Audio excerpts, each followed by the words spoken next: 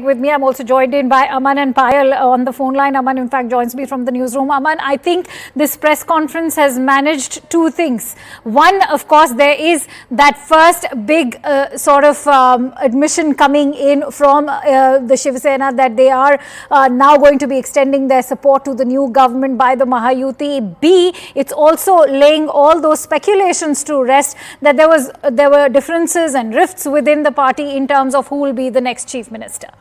Well, Akanksha, yes, I think Mr. Eknath Shinde with this press conference has effectively relinquished his claim over the Chief Minister's chair on Maharashtra. He is clearly saying that, look, I had this conversation with Prime Minister Narendra Modi yesterday evening on phone, and I have told him that I will not be a roadblock to any decision you take. Whatever decision Mr. Modi and Mr. Amit Shah take regarding the Maharashtra CM, it will be acceptable to Mr. Eknath Shinde. I think by saying that, he is setting all speculations to rest that there is any rift in the alliance, that there is any tussle over the CM's chair. He is effectively relinquishing the claim. He also is narrating his own record as the chief minister for 2.5 years, saying how he never dreamt that he would become the chief minister. He had the full support of PM Modi and Home Minister Amit Shah during this 2.5 years as the chief minister, and now saying that he will not be a roadblock in any decision that Prime Minister Narendra Modi takes. And we have been reporting for the last at least 3 days consistently that BJP is strongly backing for Devendra Fadnavis as the next chief minister, purely because the kind of numbers that the BJP has got, 132 MLAs of its own compared to 57 for Mr. Eknath Shinde and 41 for Ajit Pawar. It was a no-brainer that BJP would want its own chief minister in Maharashtra. Now, the Bihar example or the Haryana example with some of the MLAs and MPs of Eknath Shinde were citing simply has not caught any eyes with the BJP. The BJP being very, very firm that it needs Devendra Fadnavis back as the chief minister. So we'll have to wait a day more to get that complete clarity on whether Devendra Fadnavis is now announced as the chief ministerial candidate by the BJP. But Eknath Shinde effectively, I think, has relinquished his claim over the post of the chief minister. Stay with me, Aman. I'm also joined in by Payal. Payal, I think that press conference also struck a chord with the press, because remember, he's also made it very heartwarming when he went on to, in fact, honor and said that this is also the blessings of Anand Dighe and the great Bala Saheb. At the same time, thanking the centre, not to forget the fact that it was the first time he was, addressing a press conference after Mahayuti's mammoth victory. Given that, he's also talked about his connect with the people of Maharashtra, given that he's been a common man, and how that will always resonate at a personal level for him. Well, of course, there's no doubt whatsoever that, Eknath Shinde has never shied away from the fact that he's been living up to the principles of Balasaheb Thackeray, the late Balasaheb Thackeray, and of course, Anand Dighe, who was his mentor and his guide during the toughest period of his life as well. Having said that, what Eknath Shinde over here has clarified is that in the interest of the party, interest of the alliance, all hands on the deck is that kind of approach that they're going to put forth, and he's not lalchi, or he's not claiming for capturing power as well. So obviously, the BJP leadership also understands that he's not trying to grab onto that position or probably trying to arm twist them.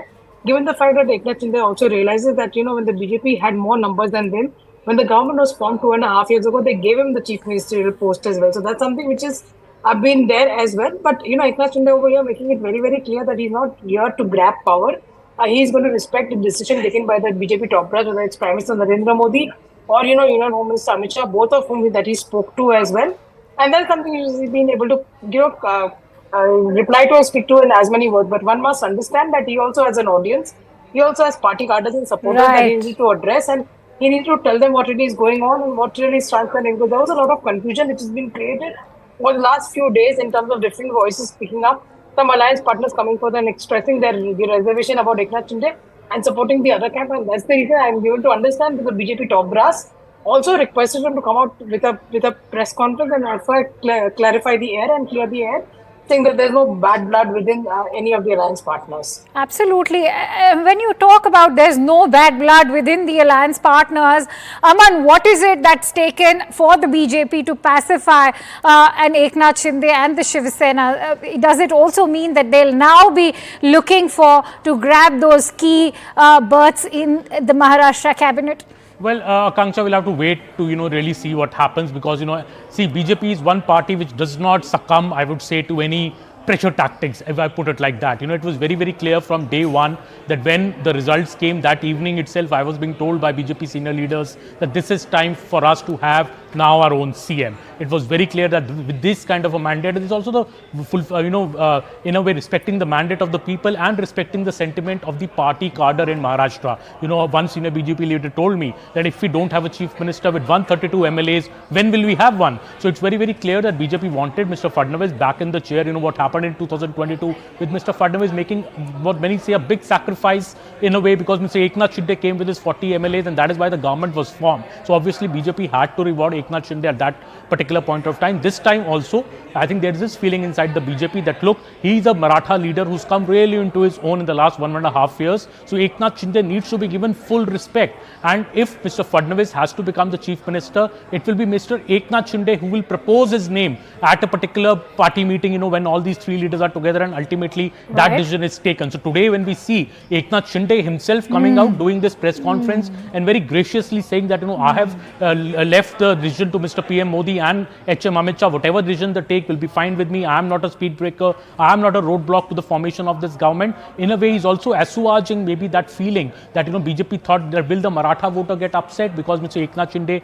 will be replaced. So in a way, the BJP also has to make sure that the Maratha voter, which in a way has returned to the Mahayuti camp in this election, does not feel hurt in any way, and the feelings of everybody is assuaged. And it's a cordial, consensual kind of an affair where Mr. Fadnavis becomes the CEO. That's a very interesting point that you've made, because just towards the tail end of that entire press conference, that's exactly what he said, that I will keep working for the people of Maharashtra, and the Ladli Behan and the Ladla Bhai, that is what I have, that's the kind of reputation that I have earned, and that of course is very dear to me. That was the point that he made while he was closing that press conference. But